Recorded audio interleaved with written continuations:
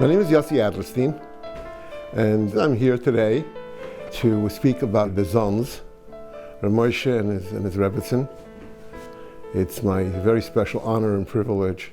I am very delighted to be able to speak about these people who were so special. In fact, I'll tell you, the Zons were really very close to Malachim in my mind. I was sure of it at the time, and I'm even more sure of it today. They were Lamed Vav Tzadikim, both of them. Both together, in the same household, two Lamed Vavniks.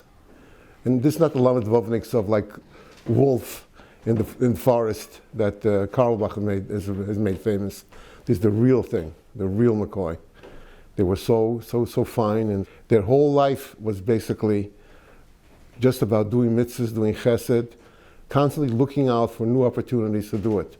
They were involved in Bikkur Cholim. As we know, Boston is a city of hospitals. It's the most hospitals, I think, in any city in the United States. And I think they visited pretty much all of them. Anywhere there was a possible mitzvah to be done, the Zones were there ready to go. I had grown up being very interested in science, and when I received this offer of going and having a fellowship to a very prestigious university, I just couldn't turn it down. My father was very anxious about me going to Boston, so even though he was close to 80 at this time, he decided to go with me. We traveled by car and we went to Boston. We went actually 4 or 5 times to make sure everything was settled properly. First time we met the Boston Rebbe, and my father decided that I should live by the Boston Rebbe, and that's the way it was. In fact, I became assistant rabbi in the Boston Rebbe's at the time. I had just gotten smicha. But there was no food opportunity. There was no place for me to cook or anything like that.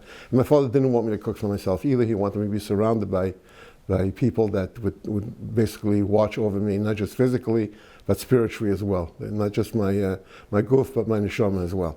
So he asked the Boston Rebbe, and the Boston Rebbe gave him a list.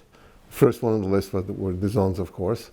He asked other people as well that he knew, and they all gave him a list. First name on the list was also the Zons. So we went to meet the Zons, and we spent about an hour with them, speaking to them. And when we came out, my father said, "This is the perfect place for you." And in fact, they became my surrogate parents in Boston. I started coming there every single day. I went there for breakfast, and Rebbetzin gave me a lunch package for me to take to school. And then at night I came at supper. Everything was on time, at exactly the right time, the way, and in the real Yekisher tradition, everything was exactly on time. So I had occasion to notice that Rebbetzin was constantly cooking. She was constantly cooking, but they didn't eat very much. So what was this all about? And I found out, sure enough, that they were involved in every mitzvah that you can possibly think. Almanas, Yisoimim, people that were forgotten, old people that were in old age homes, people that were in hospitals. They were constantly involved in bringing food and comforting people like that. Rabbi Zon used to cook, and Rabbi Zon used to take the food. And he did it by foot, he didn't have a car. The Cher Kadisha, Rabbi Zon was in charge of Cher Kadisha for men, Rabbi Zon was in charge of Cher Kadisha for ladies. When there was a problem with the mikveh, who did he call? Rabbi Zon was called to take care of any problem there. They were totally dedicated to doing what Hashem wanted them to do. Their whole life, from morning to every waking moment, they were thinking of mitzvahs and what to do. And I was privileged to watch this, and of course it had a tremendous effect on me for my whole life. She had a tremendous sense of humor. I remember there was a fellow, who was actually a friend of mine at one point. He's living in Israel now, Hoshea Lewinstein, who used to spar with her, in a humorous way. Sometimes he'd eat over there as well, and used to spar with her, but she always had the better of him. She always beat him. It was very funny. She was very smart and very much on the ball, and she knew how to take care of herself, and she did a very good job of that. She was not an extremely healthy woman. She had gone through a tremendous amount of difficulties when leaving Germany and life in Boston, and yet I never saw her sitting down. I never saw her sitting there. She was constantly standing and working and doing things, And everything had a purpose. Everything had a Before Pesach, for 4 weeks, there was total changeover to Pesach. There's no kidding around about it. It was precise. What really solidified my view that Mrs. Zon was a tzedekah. Of course, Rabbi Zon as well, but this story pertains to her. I had just gotten married, and Rabbi Zon invited me for a Shabbos with my new wife. And then I received a call from Rabbi Zon telling me we'd have to do it some other time because she wasn't feeling very well.